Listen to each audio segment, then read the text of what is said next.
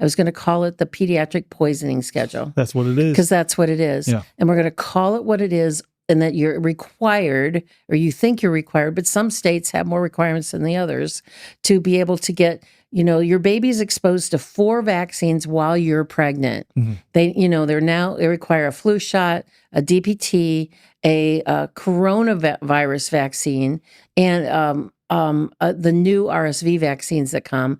And if you're Rh negative, you get a RhoGAM shot. Insane. So your baby's exposed to all of this in utero, and the uterus the placenta is not like a steel thing that protects them from all of the stuff that's in the mother's body.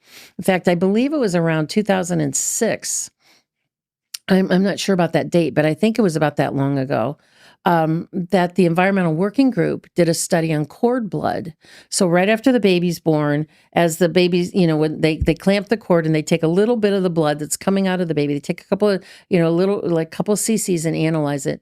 And they found over 200 chemicals that had been circulating in that fetus while and the chemicals came from perfumes and cosmetics and lotions and environmental things and stuff you were eating all the time.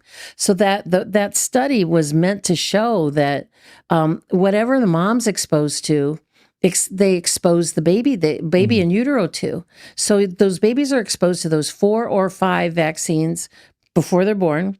Then as hours after they're born, they get antibiotics in their eyes, goopy stuff in their eyes that they can't make eye contact with their mother and their father. They get injected with a synthetic vitamin K shot. They get injected with a hepatitis B vaccine that has 100 micrograms of aluminum in it. And then they get and there's 5 different brands of vitamin K on the market. 3 of the 5 also have 100 micrograms of aluminum in them. I didn't know that. So some babies get 200 micrograms of aluminum slammed into them when they're hours old. And now they're supposed to get a new RSV vaccine for newborns. Wow. Unreal. And so before this baby is barely old enough to suckle from the breast, they've been exposed to 7 shots. Mm-hmm. And it's not then you have Pitocin, epidurals, and all the other things on top of that as well, and a typical the potentials hospital birth. of it where that could be. Yeah.